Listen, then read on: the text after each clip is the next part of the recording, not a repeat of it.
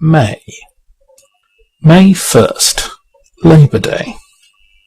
It may be we shall rise the last, as Frenchmen rose the first. Our wrath come after Russia's, and our wrath be the worst. It may be we are set to mark by our riot and our rest God's scorn of all man's governance. It may be beer is best. But we are the people of England, and we never have spoken yet. Mock at us, pay us, pass us, but do not quite forget. The Silent People. May 2nd. If drudgery only means dreadfully hard work, I admit the woman drudges in the home, as a man might drudge at the Cathedral of Amiens or drudge behind a gun at Trafalgar. But if it means that the hard work is more heavy because it is trifling, colourless, and of small import to the soul, then, as I say, I give it up. I do not know what the word means. To be Queen Elizabeth within a definite area, deciding sales, banquets, labours, and holidays. To be Whiteley within a certain area, providing toys, boots, sheets, cakes, and books. To be Aristotle within a certain area, teaching morals, manners, theology, and hygiene. I can understand how this might exhaust the mind, but I cannot imagine how it could narrow it. What's wrong with the world? May 3rd. Since it is lawful to pray for the coming of the kingdom, it is lawful also to pray for the coming of the revolution that shall restore the kingdom. It is lawful to hope to hear the wind of heaven in the trees. It is lawful to pray, thine anger come on earth as it is in heaven. Tremendous Trifles. May 4th. Happy is he and more than wise, who sees with wondering eyes and clean this world through all the grey disguise of sleep and custom in between. Yes, we may pass the heavenly screen. But shall we know when we are there, who know not what these dead stones mean? The lovely city of Lierre. Tremendous Trifles. May 5th. Anomalies do matter very much, and do a great deal of harm. Abstract illogicalities do matter a great deal, and do a great deal of harm, and this for a reason that anyone at all acquainted with human nature can see for himself. All injustice begins in the mind, and anomalies accustom the mind to the idea of unreason and untruth. Suppose I had, by some prehistoric law, the power of forcing every man in Battersea to nod his head 3 times before he got out of bed. The practical politicians might say that this power was a harmless anomaly, that it was not a grievance. It could do my subjects no harm. It could do me no good. The people of Battersea, they would say, might safely submit to it. But the people of Battersea could not safely submit to it for all that. If I had nodded their heads for them for 50 years, I could cut off their heads for them at the end of it with immeasurably greater ease, for there would have permanently sunk into every man's mind the notion that it was a natural thing for me to have a fantastic and irrational power. They would have grown accustomed to insanity. All things considered. May 6th. Ireland is a country in which the political conflicts are at least genuine. They are about something. They are about patriotism, about religion, or about money, the 3 great realities. In other words, they are concerned with what commonwealth a man lives in, or with what universe a man lives in, or how he is to manage to live in either. But they are not concerned with which of 2 wealthy cousins in the same governing class shall be allowed to bring in the same parish council's bill. George Bernard Shaw. May 7th. Maeterlinck is as efficient in filling a man with strange spiritual tremors as Messrs. Cross and Blackwell are in filling a man with jam. But it all depends on what you want to be filled with. Lord Rosebery, being a modern sceptic, probably prefers the spiritual tremors. I, being an orthodox Christian, prefer the jam. What's wrong with the world? May 8th. The world is not a lodging house at Brighton which we are to leave because it is miserable. It is the fortress of our family, with the flag flying on the turret, and the more miserable it is, the less we should leave it. The point is not that this world is too sad to love or too glad not to love. The point is that when you do love a thing, its gladness is a reason for loving it, and its sadness a reason for loving it more. All optimistic thoughts about England and all pessimistic thoughts about her are alike reasons for the English patriot. Similarly, optimism and pessimism are alike arguments for the cosmic patriot. Orthodoxy. May 9th. It is not by any means self-evident upon the face of it that an institution like the liberty of speech is right or just. It is not natural or obvious to let a man utter follies and abominations which you believe to be bad for mankind, any more than it is natural or obvious to let a man dig up a part of the public road or infect half a town with typhoid fever. The theory of free speech, that truth is so much larger and stranger and more many-sided than we know of, that it is very much better at all costs to hear everyone's account of it, is a theory which has been justified upon the whole by experiment, but which remains a very daring and even a very surprising theory.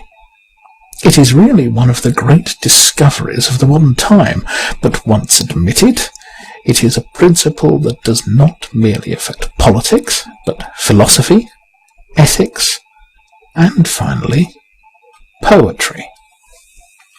Browning. May 10th. Whatever makes men feel old is mean, an empire or a skinflint shop. Whatever makes men feel young is great, a great war or a love story. And in the darkest of the books of God there is written a truth that is also a riddle. It is of the new things that men tire, of fashions and proposals and improvements and change. It is the old things that startle and intoxicate. It is the old things that are young. There is no sceptic who does not feel that men have doubted before. There is no rich and fickle man who does not feel that all his novelties are ancient. There is no worshipper of change who does not feel upon his neck the vast weight of the weariness of the universe. But we, who do the old things, are fed by nature with a perpetual infancy. No man who is in love thinks that anyone has been in love before. No woman who has a child thinks there have been such things as children. No people that fight for their own city are haunted with the burden of broken empires. The Napoleon of Notting Hill. May 11th. Most of us have suffered from a certain sort of lady who, by her perverse unselfishness, gives more trouble than the selfish, who almost clamours for the unpopular dish and scrambles for the worst seat. Most of us have known parties or expeditions full of this seething fuss of self-effacement. What's wrong with the world? May 12th.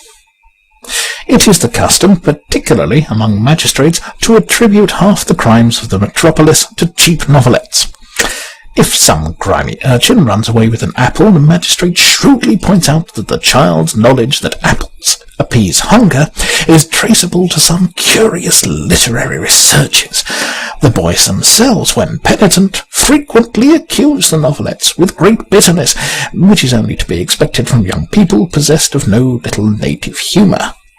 If I had forged a will and could obtain sympathy by tracing the incident to the influence of Mr. George Moore's novels, I should find the greatest entertainment in the diversion.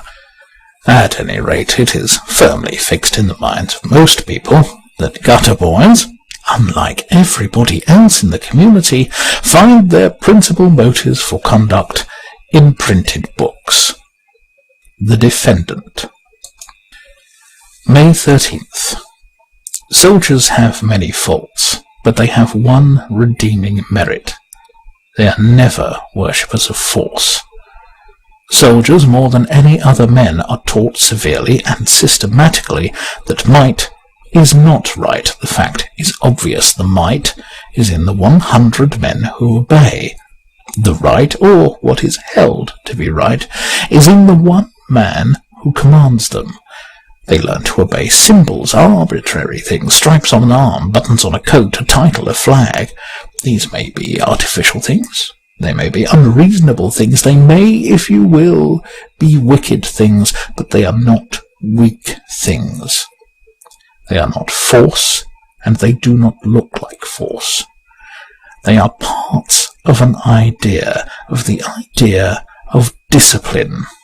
If you will, the idea of tyranny, but still an idea. No soldier could possibly say that his own bayonets were his authority. No soldier could possibly say that he came in the name of his own bayonets. It would be as absurd as if a postman said that he came inside his bag. I do not, as I have said, underrate the evils that really do arise from militarism and the military ethic. It tends to give people wooden faces and sometimes wooden heads. It tends, moreover, both through its specialization and through its constant obedience, to a certain loss of real independence and strength of character. This has almost always been found when people made the mistake of turning the soldier into a statesman, under the mistaken impression that he was a strong man. The Duke of Wellington, for instance, was a strong soldier, and therefore a weak statesman. But the soldier is always, by the nature of things, loyal to something, and as long as one is loyal to something, one can never be a worshipper of mere force. For mere force, violence in the abstract, is the enemy of anything we love. To love anything is to see it at once under lowering skies of danger. Loyalty implies loyalty in misfortune, and when a soldier has accepted any nation's uniform, he has already accepted its defeat. All things considered. May 14th. Now, I have not lost my ideals in the least. My faith in fundamentals is exactly what it always was. What I have lost is my old childlike faith in practical politics. I am still as much concerned as ever about the Battle of Armageddon, but I am not so much concerned about the general election. As a babe, I leapt up on my mother's knee at the mere mention of it. No, the vision is always solid and reliable. The vision is always a fact. It is the reality that is often a fraud. As much as I ever did, I believe in liberalism. But there was a rosy time of innocence when I believed in liberals. Orthodoxy. May 15th. Distribute the dignified people and the capable people and the highly businesslike people among all the situations which their ambition or their innate corruption may demand, but keep close to your heart, keep deep in your inner councils the absurd people. Let the clever people pretend to govern you, let the unimpeachable people pretend to advise you, but let the fools alone influence you. Let the laughable people whose faults you see and understand be the only people who are really inside your life, who really come near you or accompany you on your lonely march towards the last impossibility.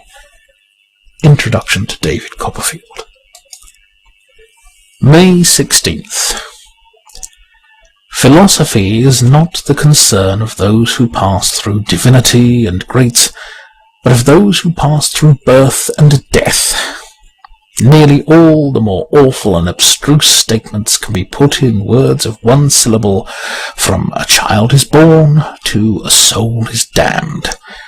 If the ordinary man may not discuss existence, why should he be asked to conduct it? George Bernard Shaw. May 17th. Keeping to one woman is a small price for so much as seeing one woman. Orthodoxy. May 18th. George Meredith died. The trees thinned and fell away from each other, and I came out into deep grass and road. I remember being surprised that the evening was so far advanced. I had a fancy that this valley had a sunset all to itself. I went along that road according to directions that had been given me, and passed the gateway in the slight paling, beyond which the wood changed only faintly to a garden.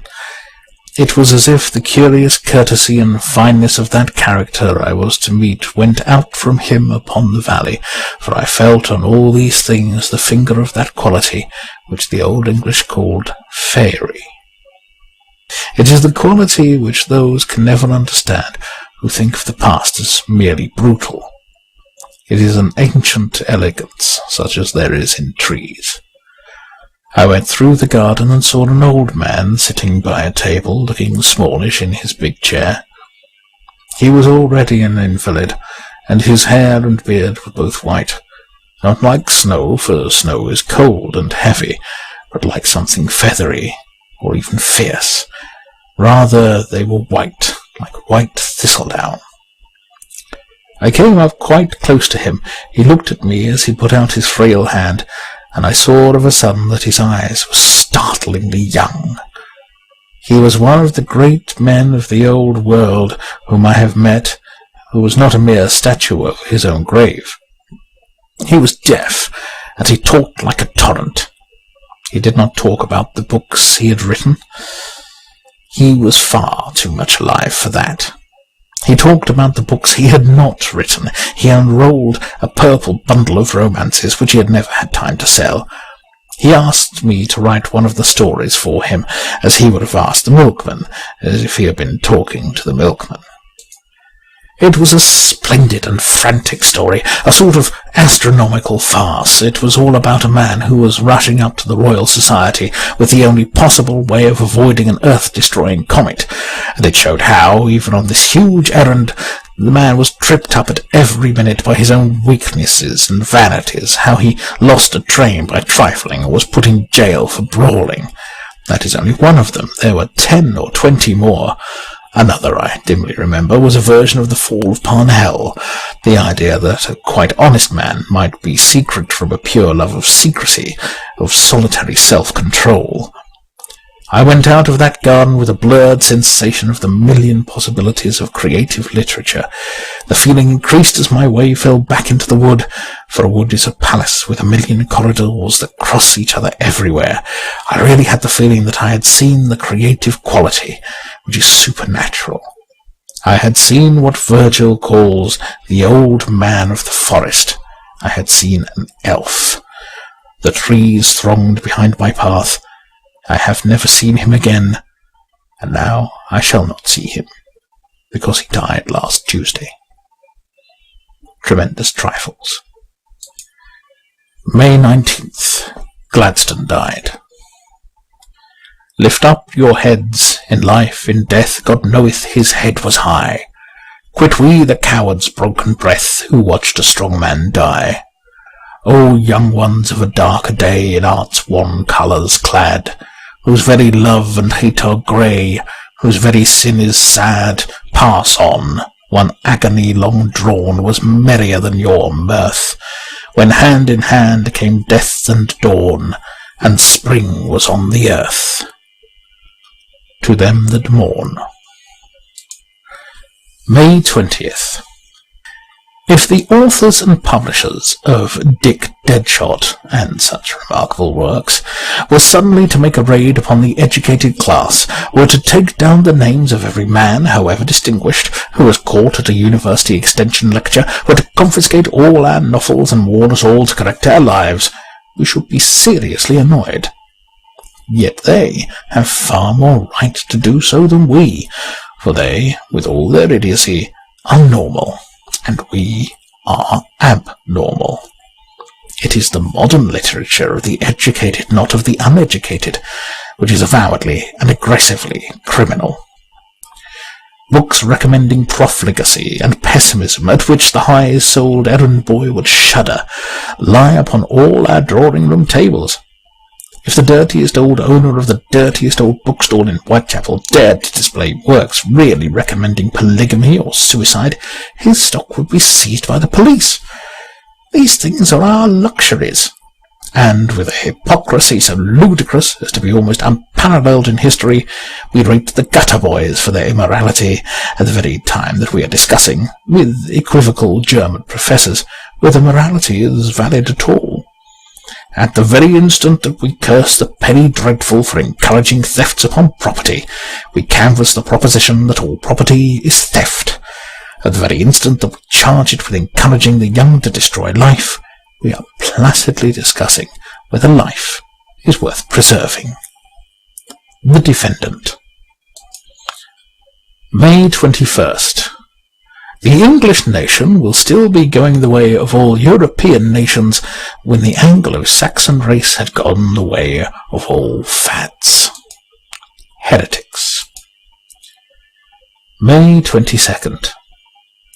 The public does not like bad literature.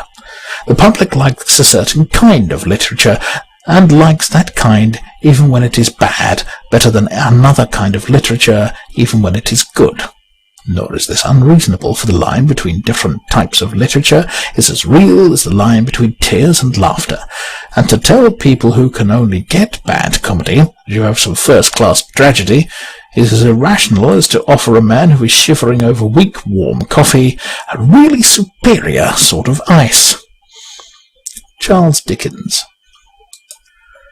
May 23rd. Tomorrow is the Gorgon. A man must only see it mirrored in the shining shield of yesterday. If he sees it directly, he is turned to stone. This has been the fate of all those who have really seen fate and futurity as clear and inevitable. The Calvinists, with their perfect creed of predestination, are turned to stone. The modern sociological scientists, with their excruciating eugenics, are turned to stone. The only difference is that the Puritans make dignified, and the eugenists somewhat amusing statues. What's wrong with the world? May 24th. Empire Day. I, for one, should be sincerely glad if we could have a national celebration remembering our real achievements and reminding ourselves of our real work in the world. Only for any such national celebration I should suggest two conditions. First, that our national celebration should be invented by our nation and not by another nation. And secondly, that it should be forced by the people on the newspaper proprietors and not by the newspaper proprietors on the people. Illustrated London News. May 25th. There is no hope for men who do not boast that their wives bully them. Alarms and Discursions. May 26th, St. Augustine of England's Day. If our faith had been a mere fad of the fading empire, fad would have followed fad in the twilight, and if the civilization ever re-emerged, and many such have never re-emerged, it would have been under some new barbaric flag. But the Christian Church was the last life of the old society, and was also the first life of the new. She took the people who were forgetting how to make an arch, and she taught them to invent the Gothic arch. In a word, the most absurd thing that could be said of the Church is the thing we have all heard said of it. How can we say that the Church wishes to bring us back into the Dark Ages? The Church was the only thing that ever brought us out of them. Orthodoxy. May 27th. 1 sun is splendid.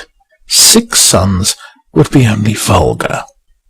1 tower of Giotto is sublime.